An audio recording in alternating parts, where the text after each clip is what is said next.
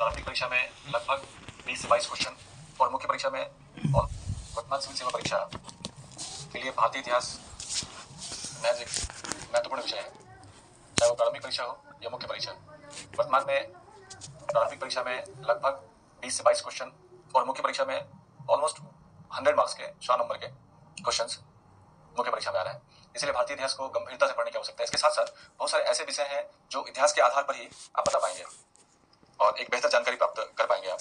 तो syllabus start करने के पहले सबसे पहले हम थोड़ा सा भारतीय इतिहास के बारे में बात करेंगे कि भारतीय इतिहास या इतिहास क्या है, इतिहास क्यों पढ़ना चाहिए और इतिहास की उपयोगिता क्या है हमारे लिए, इतिहास की क्या उपयोगिता है हमारे लिए।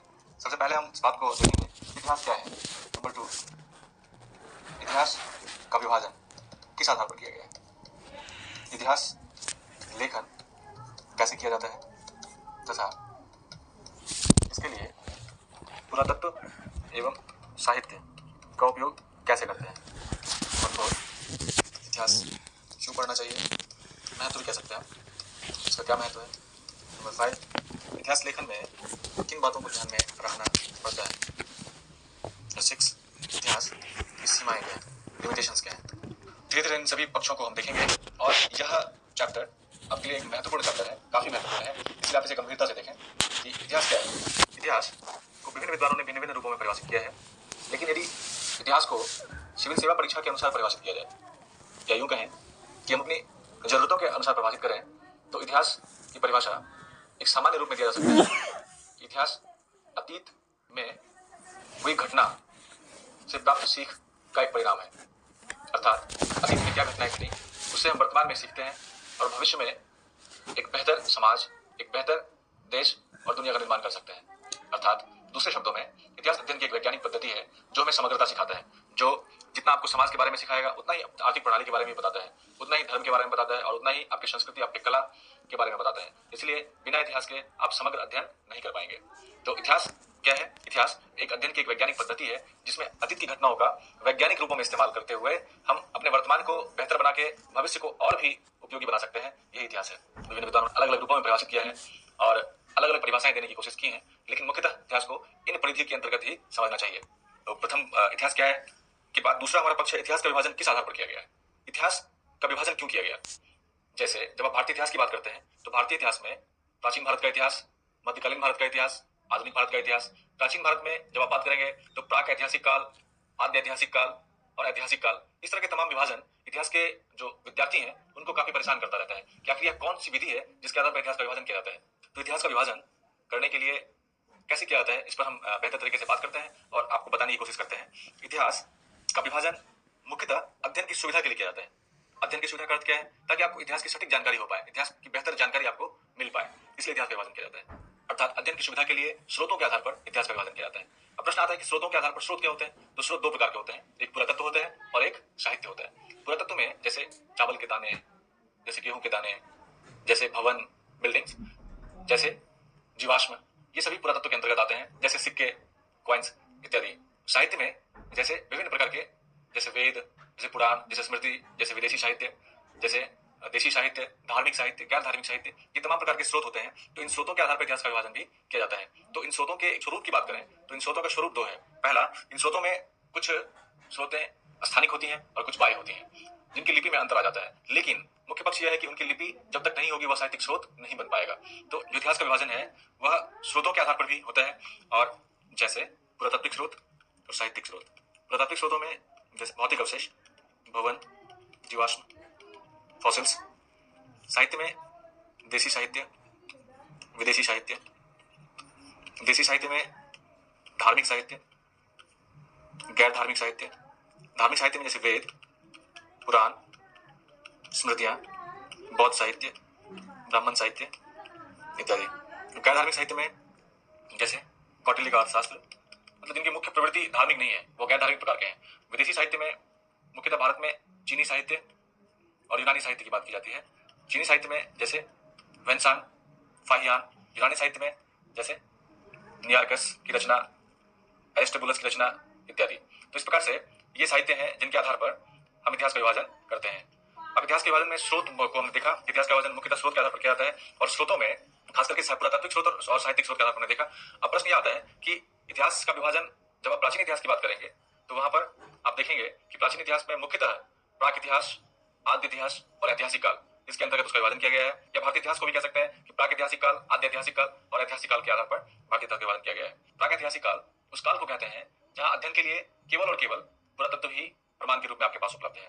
आद्य इतिहास वैसा इतिहास है जहां पुरातत्व के साथ साथ साहित्य भी आपके लिए अध्ययन के लिए उपलब्ध है, लेकिन ध्यान यह रखना चाहिए यहाँ पर साहित्य को पढ़ा नहीं जा सका है, इसलिए यहाँ पर भी अध्ययन के लिए मुख्यतः साहित्य का इस्तेमाल नहीं किया जाता है या मुख्यतः पुरातात्विक आधार पर किया जाता है। जैसे सिंधु घाटी सभ्यता या हड़प्पा सभ्यता का इतिहास एक आद्य ऐतिहासिक युग है, क्योंकि यहाँ पर इतिहास को जैसे भी लिखा गया है या जिस रूप में आप हम इतिहास को पढ़ते हैं आज, वह मुख्यतः पुरातात्विक आधार पर ही लिखा गया है। जिस दिन हड़प्पा सभ्यता की लिपि पढ़ ली गई, जिस दिन उसके लिपि के बारे में लोगों को पता चला और उस लिपि को पढ़ा जा सका, उस दिन हो सकता है, संभव है कि जो आज हम जिस रूप में हड़प्पा सभ्यता को देख रहे हैं, जैसे पाषाण काल के बाद की सभ्यता है, या तो हो सकता है कि इसमें एक बहुत बड़ा परिवर्तन आए, क्योंकि उसकी लिपि पढ़ने के बाद पुरातत्व और साहित्य दोनों यदि किसी भी सभ्यता के बारे में, संस्कृति के बारे में बोलता है तो वो ज्यादा बेहतर है और बहुत ज्यादा अपने आप को स्थापित कर सकेगा इतिहास में। इसलिए आज केवल पुरातत्व के आधार पर हम सिंधु घाटी सभ्यता को देख रहे हैं, जबकि आने वाले समय में हम उसे पुरातत्व के साथ साथ साहित्य के आधार पर भी देख सकेंगे। जिस दिन भी हम लिपि पढ़ लिए तो यह आदि इतिहास इसलिए कहा जाता है इसे, क्योंकि यह इतिहास के साथ यह क्या है, पुरातत्व और साहित्य दोनों उपलब्ध हैं, लेकिन साहित्य का उसकी लिपि को पढ़ा नहीं जा सका है।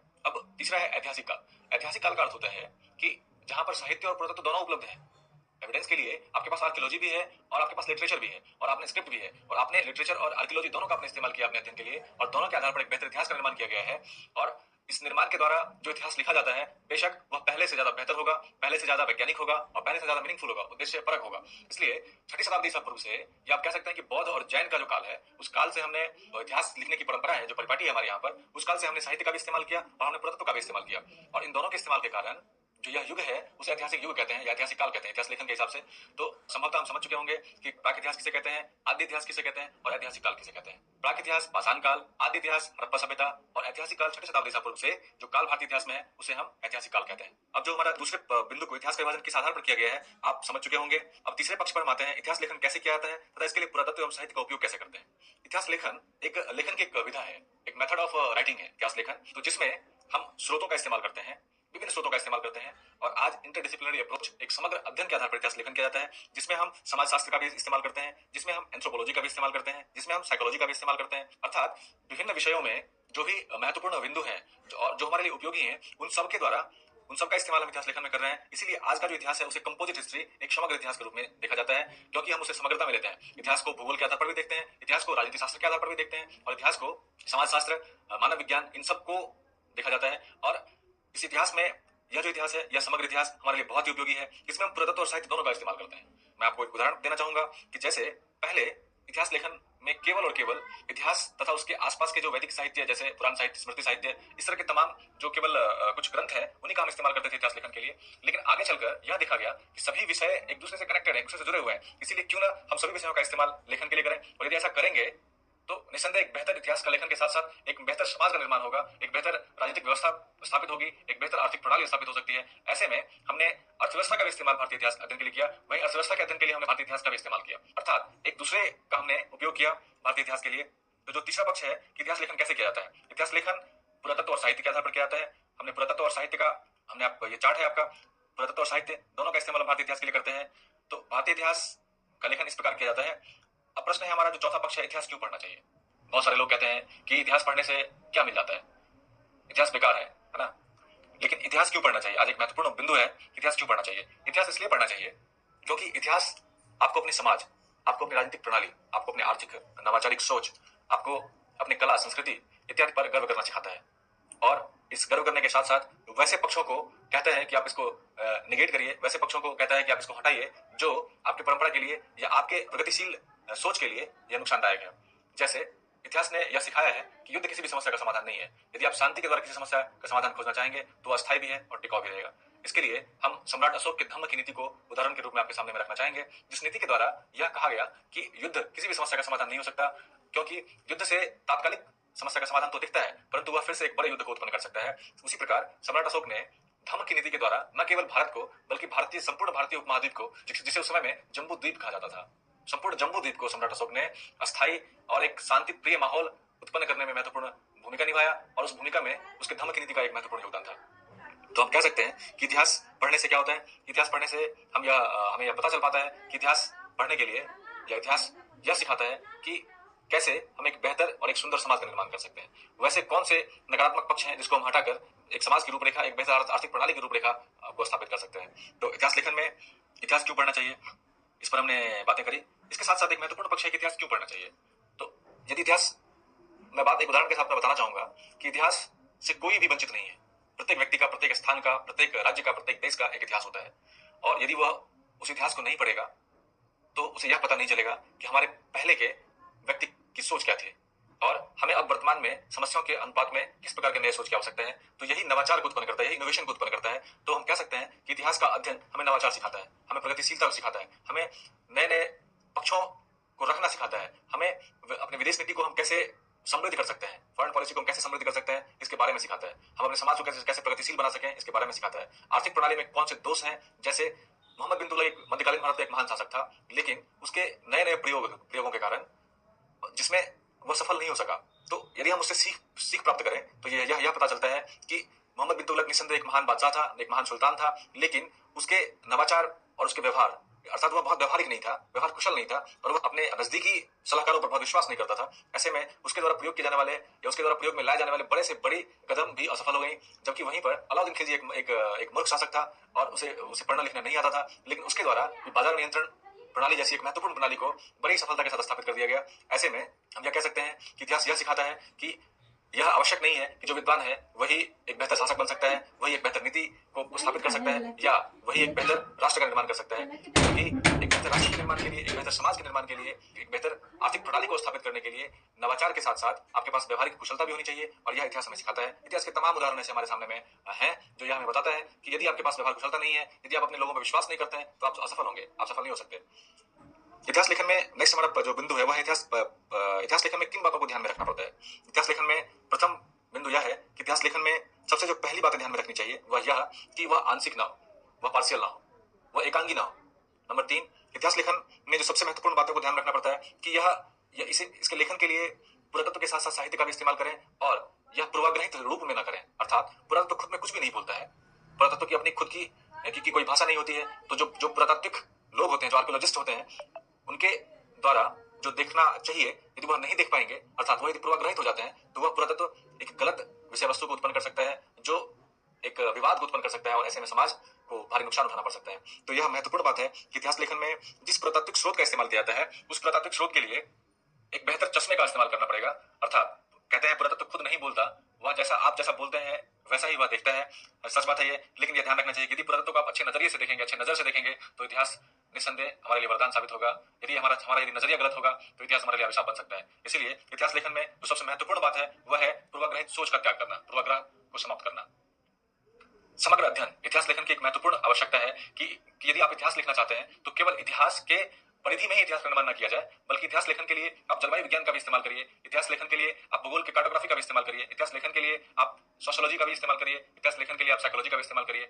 मतलब यहाँ से भी एक समग्र इतिहास का निर्माण हो सकता है। उन सभी बिंदुओं का इस्तेमाल इतिहास लेखन में करना आवश्यक है। यदि आप उस तरीके से इतिहास लेखन नहीं करेंगे तो वह इतिहास अपने पथ से, अपने पाथ से डिरेल हो जाएगा, भटक जाएगा, और ऐसे में यदि इतिहास उद्देश्य विहीन बन जाएगा, यदि इतिहास अपने पथ से भटक जाएगा, तो निसंदेह एक बहुत बड़ा विवाद उत्पन्न होगा, और वह विवाद संपूर्ण समाज के लिए, संपूर्ण राष्ट्र के लिए, या कह सकते हैं कि संपूर्ण ब्रह्मांड के लिए नुकसानदायक साबित हो सकता है। और इन्हीं बातों का ध्यान यदि हम नहीं रखेंगे तो यही इतिहास लेखन की सीमाएं है। अर्थात इतिहास की अपनी खुद कोई सीमाएं नहीं है, उसका कोई अपना खुद लिमिटेशन नहीं है, लेकिन जिस इतिहासकार के द्वारा उस इतिहास का विश्लेषण किया जाता है, उसका नजरिया उसकी सीमाएं है, उसका अप्रोच उसकी सीमाएं है कि वह किस नजरिए से देखता है, वह किस नजरिए से इतिहास का लेखन कर रहा है। और यदि उसका नजरिया पूर्वाग्रहित है, आप कह सकते हैं कि प्री-अजम्प्टेड है, और आप प्रिजुडाइज है, पूर्वाग्रहित है, तो आप कह सकते हैं कि वह इतिहास निस्संदेह पूर्वाग्रहित इतिहास ही होगा। और पूर्वाग्रहित इतिहास की सबसे बड़ी कमी है। इसीलिए यदि आप अपने नजर कहते हैं कि आप नजर बदलिए, आप नजरिया बदल जाएगा।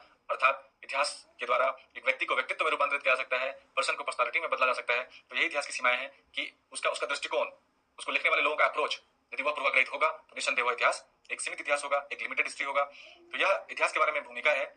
इतिहास को पढ़ने के पहले इन बातों को ध्यान में रखना बहुत ही आवश्यक है। फिर से हम एक बार रिपीट करें, इतिहास क्या है। हमने इस टॉपिक के अंदर हमने पढ़ा इतिहास क्या है।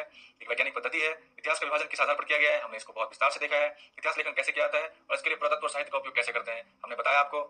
एक महत्वपूर्ण बात और है जो हमें इतिहास के साथ समझना चाहिए कि जो पुरातत्व अवशेष हैं वह उत्खनन के द्वारा, पुरातात्विक अवशेष को थोड़ा इस पर बात करते हैं। पुरातात्विक उत्खनन, एक्सकेवेशन, आर्कियोलॉजिकल एक्सकेवेशन, कि कैसे पुरातात्विक स्रोत कैसे इतिहास के लिए हम प्राप्त करते हैं। एक बहुत ही रोचक विषय है यह। सबसे पहले जहां पर स्रोत की संभावना है, इस स्रोत को चिन्हित करते हैं, इस जगह को। इसको चिन्हित करने के बाद हमारे पास दो तरीके हैं, दो मेथड है जिसके आधार पर हम इसका उत्खनन कर सकते हैं। पहला वर्टिकल और दूसरा हॉरिजॉन्टल। यदि हम एक्सकेवेशन का कार्य, यदि हम उत्खनन का कार्य इस रूप में करते हैं तो इसमें खर्च की संभावनाएं ज्यादा हैं, समय ज्यादा लग सकता है और यह काफी बड़ी मानव आबादी को विस्थापित कर सकती है, मानव आबादी को बड़ी मात्रा में विस्थापित कर सकता है। इसके लिए हमारे पास बजट भी ज्यादा होना चाहिए, बजट की मात्रा ज्यादा।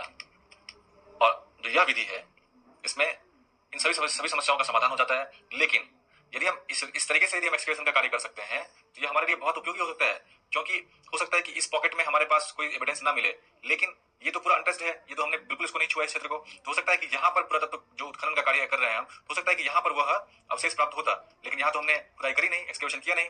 तो इसलिए जो वर्तमान में पुरातत्व का काम चलता है वह इस आधार पर चलता है कि हम इस प्रकार से खुदाई करते हैं, न कि क्षैतिज खुदाई करते हैं। तो इसमें खर्च कम लगता है, समय कम लगता है और बड़ी मात्रा में मानवीय आबादी को विस्थापित करने से हम बच जाते हैं। लेकिन इसकी लिमिटेशंस भी हैं। जैसे लिमिटेशंस यह है कि ऐसा करने में हो सकता है कि एक बहुत बड़ी सभ्यता जो जस्ट इसके बगल में था वह बचा रह गया एक्सकेवेशन से और हम इतिहास को और समृद्ध नहीं कर पाए। नंबर 1। नंबर 2 कि इस तरीके से करने पर समय तो कम लगता है, खर्च भी कम होता है, लेकिन इतिहास को हम बहुत ज्यादा विविध नहीं बना सकते, डाइवर्स नहीं कर सकते हैं, क्योंकि इतिहास को डाइवर्स करने के लिए आपके पास प्रमाण की आवश्यकता होती है और प्रमाण तभी प्राप्त कर सकते हैं हम जब ज्यादा से ज्यादा क्षेत्रों की खुदाई, एक्सकेवेशन करें, उत्खनन करें। तो ऐसे में इस क्षेत्र की कुछ ये जो विधि है, इस विधि को की कुछ कमियां भी हैं और इसकी कुछ सीमाएं भी हैं। बस यह एक छोटा सा रोचक प्रश्न था, इसलिए हमने इसको बताया कि कैसे हम पुरातत्व स्रोतों को प्राप्त करते हैं और किस विधि का हम इस्तेमाल कर रहे हैं आज, इसी विधि का हम इस्तेमाल क्यों कर रहे हैं, और यदि हम इस विधि का इस्तेमाल नहीं करते तो हमारे सामने कौन सी चुनौतियां उत्पन्न होती।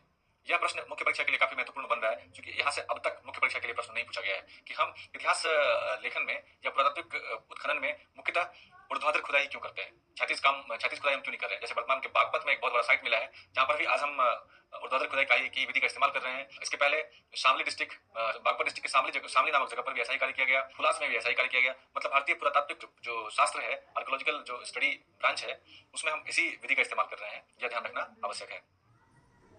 अब हम चलते हैं अपने टॉपिक नंबर 2 पर, पाषाण काल। यहाँ से आपके मुख्य परीक्षा और प्रारंभिक परीक्षा दोनों में काफी प्रश्न पूछे जाते हैं पाषाण काल से, और यदि आगे के इतिहास को समझना है तो पाषाण काल को समझना बहुत ही आवश्यक है। पाषाण काल में सबसे पहले हमने आपको बताया कि पाषाण काल में हम कितने पक्षों को पढ़ेंगे, और यदि इस पक्ष को पढ़ लेते हैं तो निस्संदेह हमारे लिए न तो प्रारंभिक परीक्षा में प्रश्न छूटेंगे और न ही मुख्य परीक्षा में। पाषाण काल क्यों कहते हैं, इसे पाषाण काल क्यों कहा जाता है? क्योंकि जो इस काल का इतिहास लेखन हुआ है उसका मुख्य स्रोत पाषाण है। पाषाण का मतलब स्टोन। तो जो पुरातात्विक अध्ययन प्रणाली है उसकी एक महत्वपूर्ण विशेषता यह है कि जिसके आधार पर आप इतिहास लेखन का कार्य करते हैं उसी आधार को हम उस कालखंड का नाम बना देते हैं। तो इसीलिए चूंकि इसका मुख्य स्रोत पाषाण, और पाषाण के आधार पर ही हम उसकी विविधताओं के आधार पर हम इस काल का अध्ययन करते हैं, इसीलिए इस काल को पाषाण काल कहते हैं। पाषाण काल को मुख्यतः 3 भागों में विभाजित किया जाता है।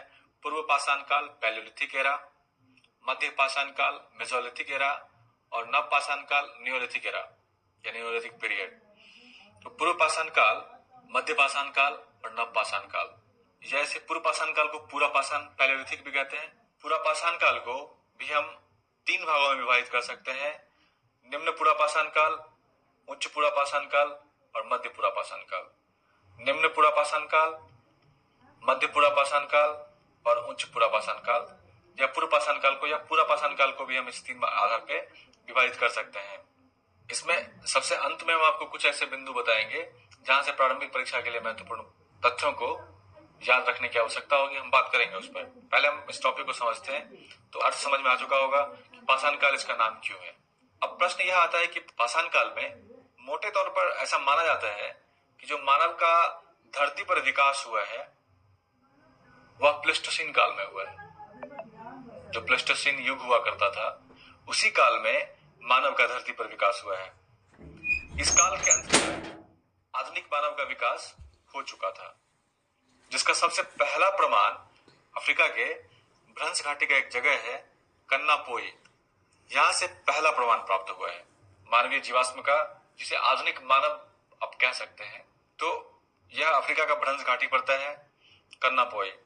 इसका प्रमाण लगभग 40 लाख साल पुराना प्राप्त हुआ है और 20 लाख साल पुराना प्रमाण औजारों का प्राप्त हुआ है। मनुष्य ने औजारों का निर्माण किया और उसका उपयोग किया।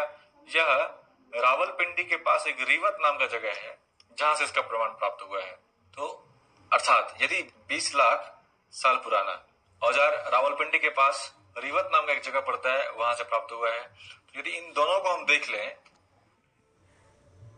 पक्षों को पढ़ेंगे और यदि इस पक्ष को पढ़ लेते हैं तो निस्संदेह हमारे लिए न तो प्रारंभिक परीक्षा में प्रश्न छूटेंगे और न ही मुख्य परीक्षा में। पाषाण काल क्यों कहते हैं, इसे पाषाण काल क्यों कहा जाता है? क्योंकि जो इस काल का इतिहास लेखन हुआ है उसका मुख्य स्रोत पाषाण है। पाषाण का मतलब स्टोन। तो जो पुरातात्विक अध्ययन प्रणाली है, क्योंकि इसका मुख्य स्रोत पाषाण और पाषाण के आधार पर ही हम उसकी विविधताओं के आधार पर हम इस काल का अध्ययन करते हैं, इसलिए इस काल को पाषाण काल कहते हैं। पाषाण काल को मुख्यतः 3 भागों में विभाजित किया जाता है: पूर्व पाषाण काल पैलियोलिथिक एरा, मध्य पाषाण काल मेसोलिथिक एरा और नव पाषाण काल नियोलिथिक एरा या नियोलिथिक पीरियड।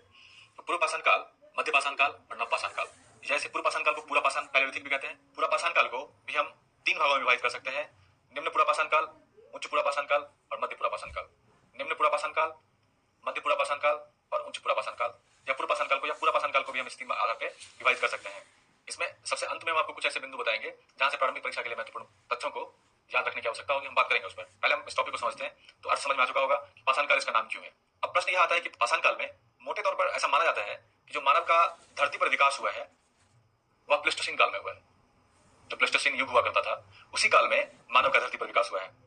इस काल के अंत तक आधुनिक मानव का विकास हो चुका था, जिसका सबसे पहला प्रमाण अफ्रीका के भ्रंश घाटी का एक जगह है कन्नापोई, यहां से पहला प्रमाण प्राप्त हुआ है मानवीय जीवाश्म का, जिसे आधुनिक मानव अब कह सकते हैं। तो यह अफ्रीका का भ्रंश घाटी पड़ता है, कन्नापोई।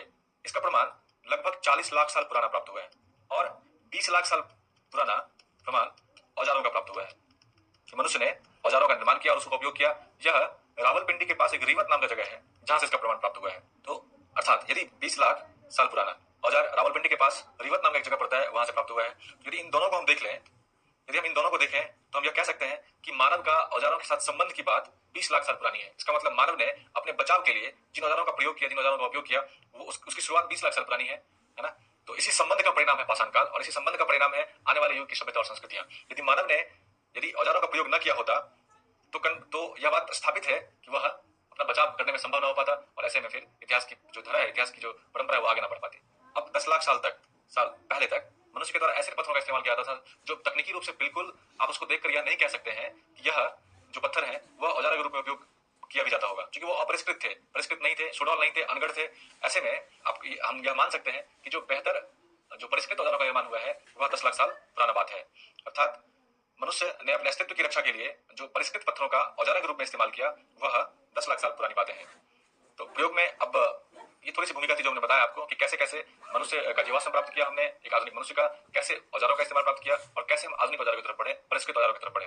अब प्रश्न आता है कि मनुष्य के द्वारा प्रयोग में लाया जाने वाला औजार क्या क्या था। मनुष्य के द्वारा अलग अलग युग में अलग अलग औजारों का इस्तेमाल किया गया। तो जैसे जो पूरा पाषाण काल में जो जिन औजारों का उपयोग मनुष्य करते हैं वह मध्य पाषाण के वनस्पत कम परिष्कृत था और तकनीकी रूप से कम विकसित था। ऐसे में निम्न पूरा पाषाण काल में जैसे हम देखते हैं कि जैसे पत्थर की कुल्हाड़ी, हैंडेक्स, ब्यूरिन, बिदारनी तथा इस प्रकार के अन्य औजारों का इस्तेमाल किया गया। खास करके क्वार्टजाइट पत्थर के आधार पर इसका निर्माण किया गया था। अर्थात जो निम्न पूरा पाषाण काल है उसमें मनुष्य ने मुख्यतः क्वार्टजाइट पत्थर का इस्तेमाल किया। मुख्यतः किस पत्थर का इस्तेमाल किया? क्वार्टजाइट पत्थर। निम्न पूरा पाषाण काल में जो कुल्हाड़ी, हैंडेक्स कहते हैं और विदारनी, ब्यूरिन कहते हैं, इसका इस्तेमाल मुख्यतः औजारों के रूप में किया और जो पत्थर का इस्तेमाल किया गया वो मुख्यतः क्वार्टजाइट था।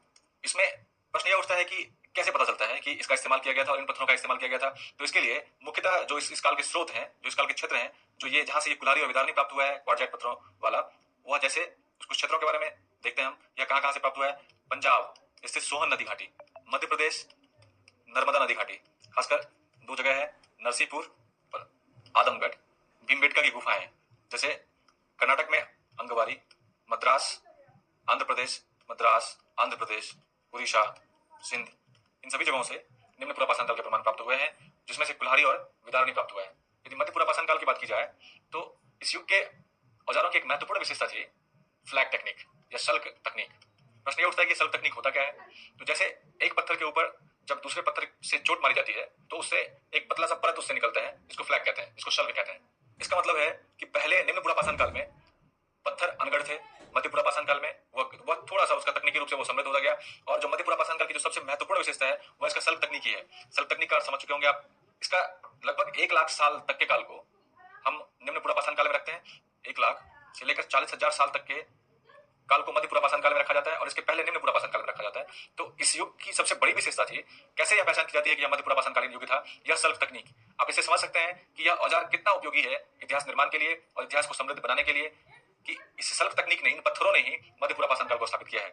इसके अलावा तो इसमें जो इस काल के जो मुख्य औजार थे, एक शल्क है, दूसरा वेदनी मतलब जो ड्रिल करने वाला होता है वेदनी, और शल्क स्क्रीपर खुरचने वाला स्क्रैपर्स जिसको कहते हैं, वेदनी ब्यूरेंस, शल्क फ्लैग, खुरचने, ये 3 इस काल के मुख्य औजार हैं।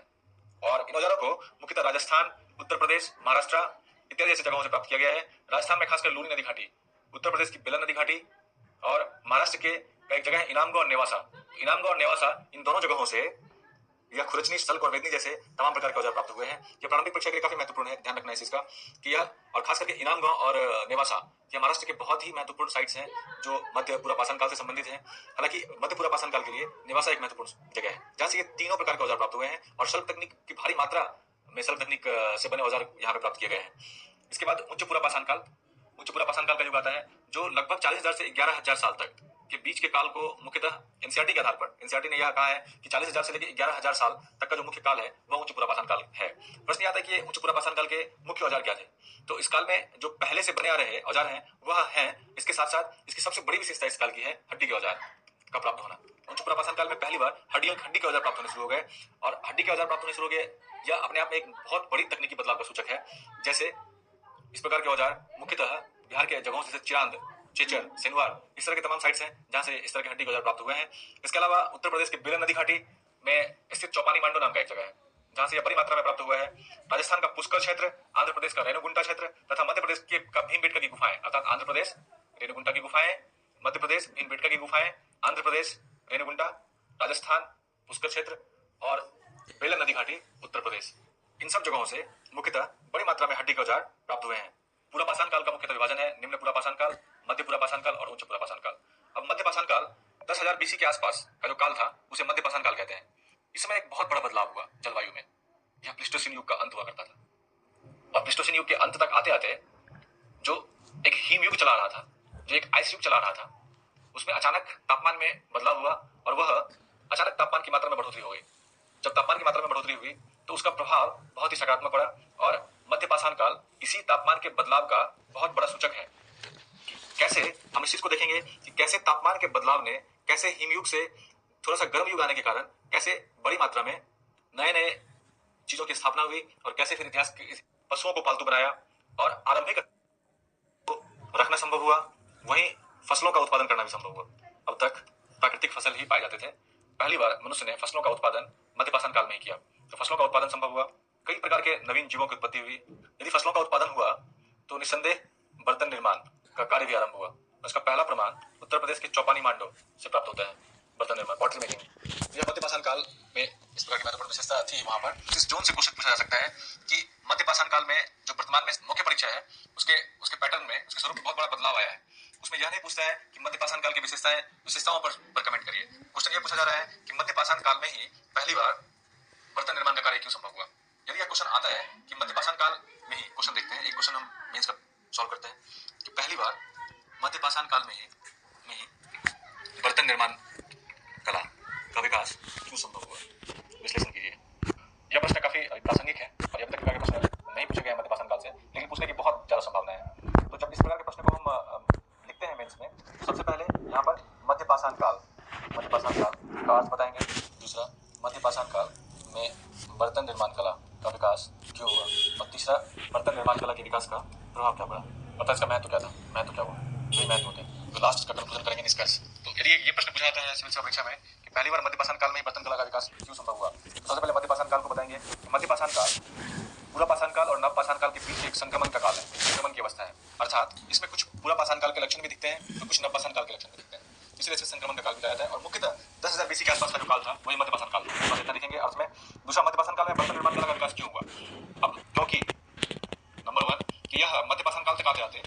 प्लीस्टोसीन युग का अंत हो गया और इस समय में तापमान में अचानक बदलाव हुआ। तापमान में अचानक बदलाव के कारण जहां एक तरफ पशुओं को पालतू बनाना संभव हो सका, करने के लिए सबसे पहले हमने बर्तन निर्माण की तरफ सोचा और पहली बार प्रारंभिक मानव के द्वारा और बर्तन निर्माण कला को विकसित करने के बाद जो अधिशेष है, जो सरप्लस है, उस सरप्लस को संरक्षित रखना लाल मृदभांड, उत्तरी काले मृदभांड, उत्तरी काले पॉलिश वाले मृदभांड और आज वर्तमान में हम लोग सेरामिक्स तक पहुंच चुके हैं। इसका मतलब क्या है, जिस पॉटरी आर्ट की बात हम आज कर रहे हैं वर्तमान में, उसकी कहीं ना कहीं उसका फाउंडेशन मध्यपाषाण काल में ही है। वो कहते हैं आवश्यकता आविष्कार की जननी होती है। तो यह आवश्यकता महसूस हुई थी अधिशेष कंजर्व करने के लिए, अधिशेष को संरक्षित रखने के लिए। इसी आवश्यकता ने आविष्कार को उत्पन्न किया और उसी आविष्कार का परिणाम था बर्तन निर्माण कला।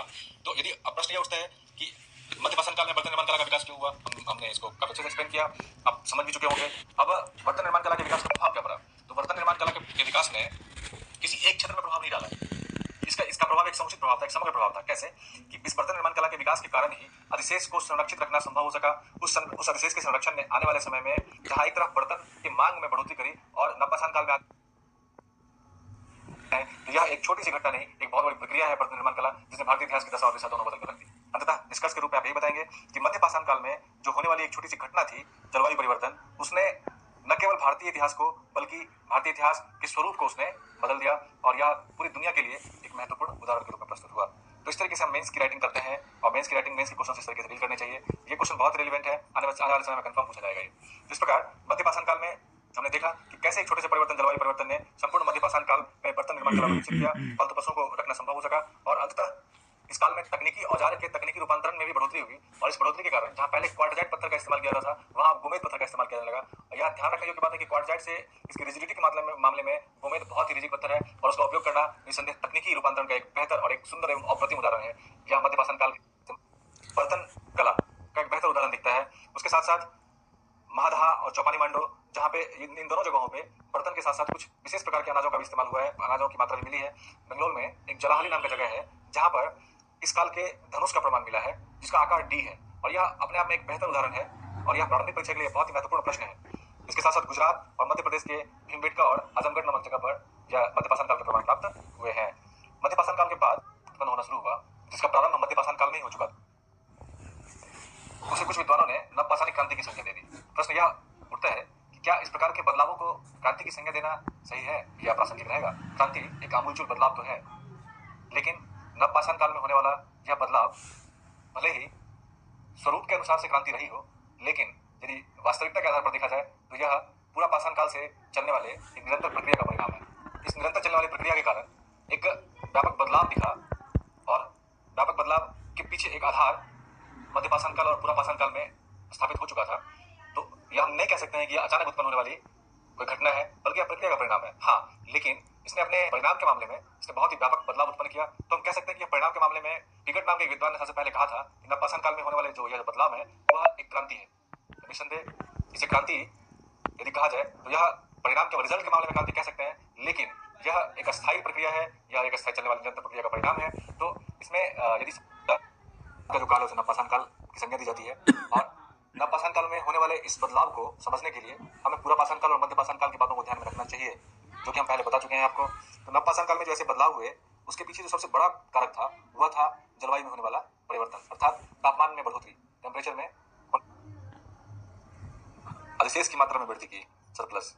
अधिशेष का अर्थ होता है कि जो आपकी आवश्यकताएं हैं उसको पूरा करने के बाद जो आपके पास बचता है वही आपका अधिशेष है, वही किसी व्यक्ति का अधिशेष है, वही किसी सभ्यता का अधिशेष है। तो अधिशेष ने फसलों को की विविधता ने अधिशेष ने के और भी नजदीक लाया।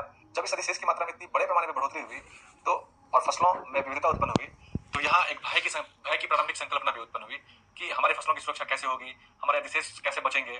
तो इस भय के प्रारंभिक संकल्पना ने मातृ देवी की प्रारंभिक संकल्पना कॉन्सेप्ट को उत्पन्न कर दी। तो यहाँ से एक क्वेश्चन बन सकता है मेंस में कि नवपाषाण काल में ही पहली बार मातृ देवी की संकल्पना क्यों उत्पन्न हुई।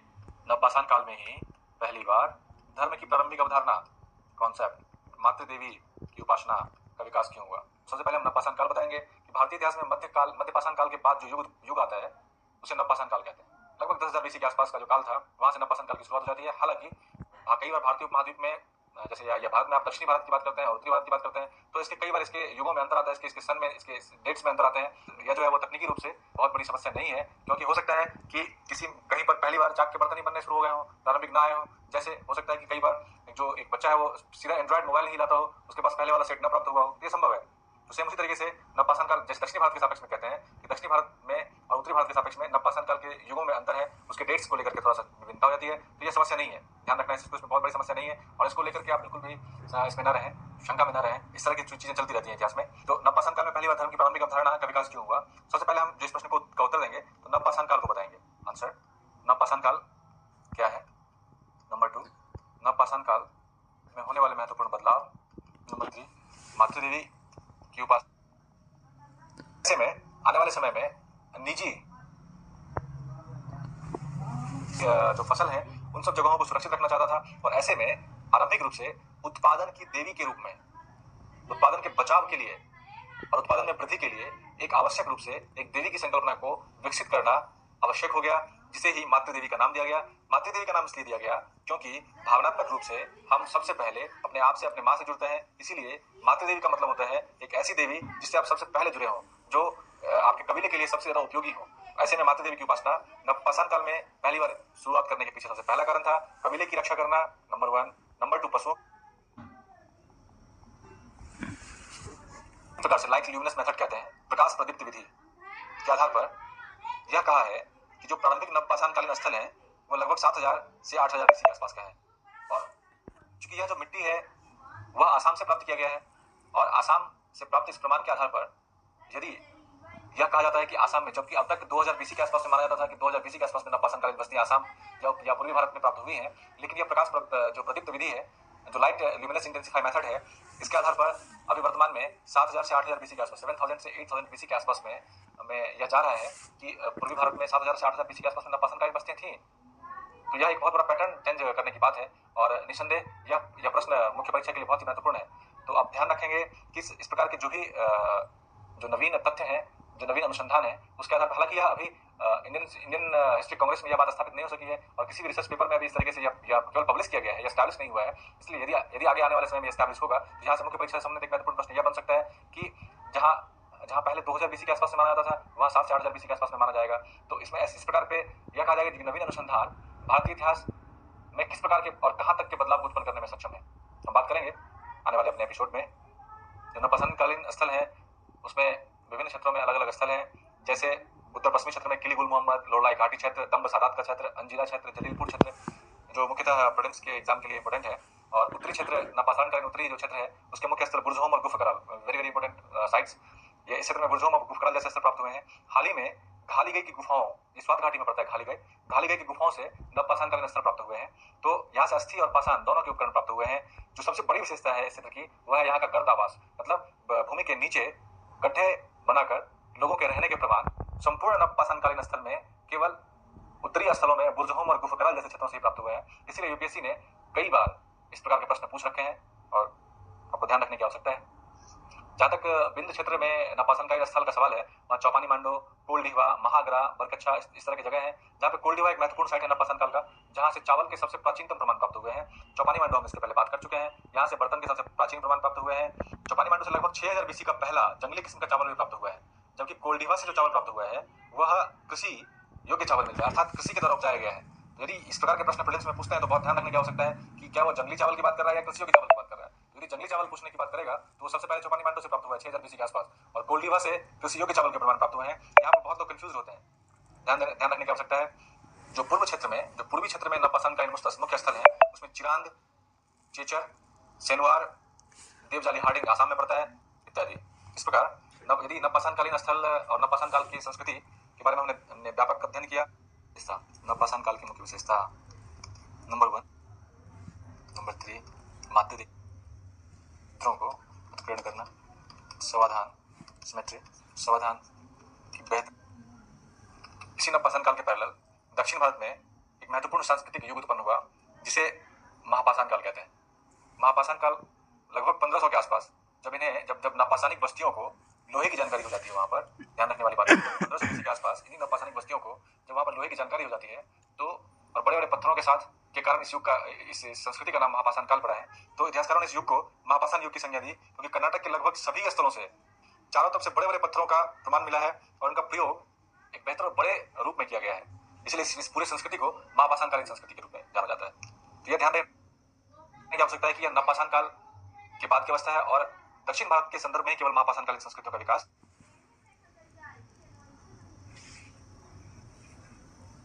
और 20 लाख साल